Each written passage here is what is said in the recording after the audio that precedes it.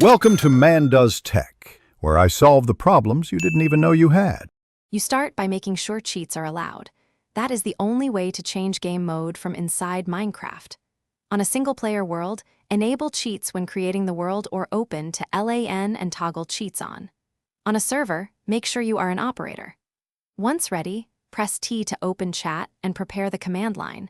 This puts you in immediate control so you can run the exact game mode command next.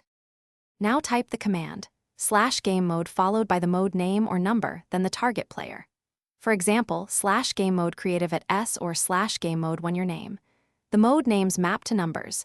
Survival is 0, creative 1, adventure 2, spectator 3, so numeric entry is faster for quick switches. Press enter to execute. You should see an on-screen confirmation and the world physics and inventory. Finish by confirming the change.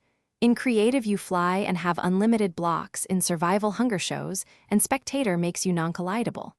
If the command fails with a permissions error, make sure cheats are enabled or ask an admin to op you or run the command from the server console. If you open to LAN, reopen properly with cheats toggled. Once done, retry the exact /game mode command. If problems persist, restart the world and repeat the cheat enable step before trying again.